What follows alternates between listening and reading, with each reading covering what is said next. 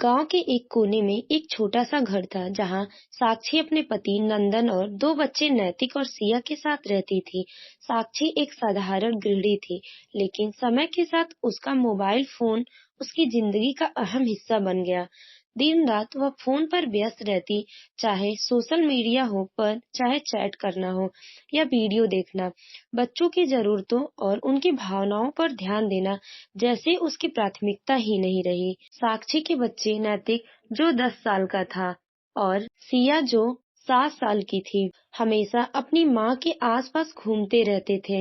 वे अपनी माँ से कहानियां सुनना, उनके साथ खेलना और बातें करना पसंद करते थे। लेकिन जैसे जैसे समय बीतता गया, साक्षी का ध्यान बच्चों से हटकर फोन की दुनिया में चला गया। नैतिक सुबह उठकर स्कूल जाने की तैयारी करता और सिया अपनी किताब को बैग में रखती। उन्हें उम्मीद होती कि माँ उन्हें तैयार करने में मदद करेंगी, लेकिन साक्षी अक्सर अपने फोन में व्यस्त रहती। माँ, मेरी स्कूल यूनिफॉर्म कहाँ है? नैतिक ने एक दिन पूछा। खुद ढूंढ लो बेटा, मैं थोड़ी बिजी हूँ, साक्षी बिना सिर उठाए जवाब दिया। धीरे धीरे बच्चों ने महसूस किया कि उसकी माँ उनकी बातों पर ध्यान नहीं देती। नैतिक ने घर में खेलना बंद कर दिया और बाहर दोस्तों के साथ समय बिताने लगा। सिया भी चुपचाप अपने खिलौने से खेलती। उन्हें अपनी माँ की कमी खलने लगी, लेकिन उनके पास कोई चारा नहीं था। स्कूल में भी बच्चों के प्रदर्शन पर असर पड़ने लगा। नैतिक का मन पढ़ाई में नहीं लगता और सिया का होमवर्क में मुश्किल आने लगी।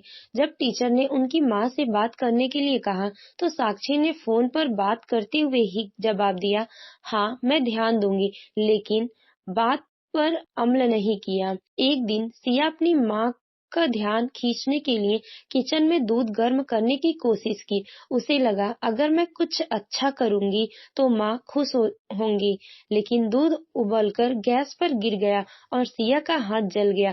वह रोते हुए अपनी माँ के पास आई, लेकिन साक्षी ने तुरंत देखा भी नहीं। माँ, मेरा हाथ जल गया, सिया चिल्लाई।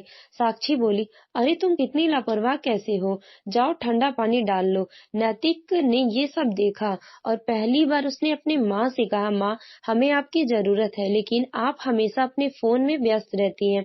क्या आपके लिए हमसे ज्यादा जरूरी आपका फोन है? अगर ऐसा है तो आप फोन के साथ खुश रहिए। वो सिया को चुप करवाया और डॉक्टर के पास ले गया।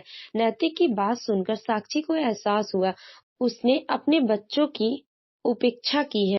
नैतिक और सिया डॉक्टर के पास से आते टाइम एक पार्क में बैठकर अपनी माँ के बारे में सोचने लगे। इधर साक्षी को एहसास हुआ, बच्चे पहली बार उससे दूर अकेले गए थे। उसने तुरंत बाहर निकलकर उन्हें ढूंढने लगी। पार्क में बच्चों को देखकर खुश हो गई और दौड़कर सिया को गोद में उठा लिया। उसने उसका जला हाथ देखा और अपने दोनों बच्चों को प्यार करने लगी, बल्कि माफी भी मांगी। उस दिन साक्षी ने अपने फोन को एक कोने में रख दिया और बच्चों के साथ अपने समय बिताने का वादा किया। उसने नैतिक के साथ पढ़ाई में मदद की और सिया के साथ खेला।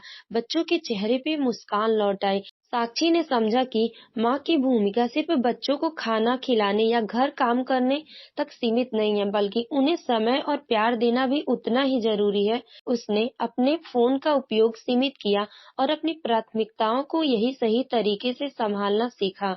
इस कहानी से यह सबक मिलता है कि माता पिता की थोड़ी सी लापरवाही बच्चों की जिंदगी पर गहरा असर डाल सकती है। बच्चों को माता पिता का ध्यान, समय और स्नेह चाहिए होता है। अगर यह नहीं मिलता तो उनके व्यक्तित्व और भविष्य पर नकारात्मक प्रभाव पड़ सकता है।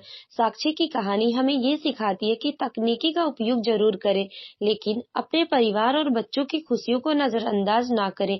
बच्चों के बचपन के ये पल कभी लौटकर नहीं आते और उन्हें खूबसूरत यादों से भरने की जिम्मेदारी माता पिता की होती है।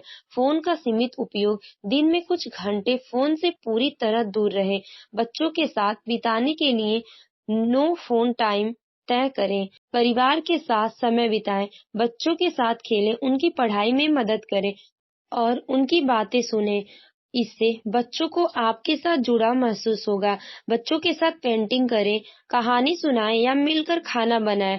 इससे बच्चों का आत्मविश्वास बढ़ता है। बच्चों की समस्याओं को समझें। अगर बच्चे परेशान हैं या उनका प्रदर्शन खराब हो रहा है तो आप ध्यान दें, उनकी बातों को प्राथमिकता दें। एक स्वस्थ दिनचर्या बनाएं, परिवार के लिए दिनचर्या बनाएं जिसमें सभी साथ में भोजन करें, खेलें और आराम करें। तो दोस्तों, आपको ये कहानी कैसी लगी कमेंट करके हमें जरूर बताएं।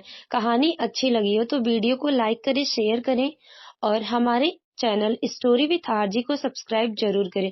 Thanks for watching.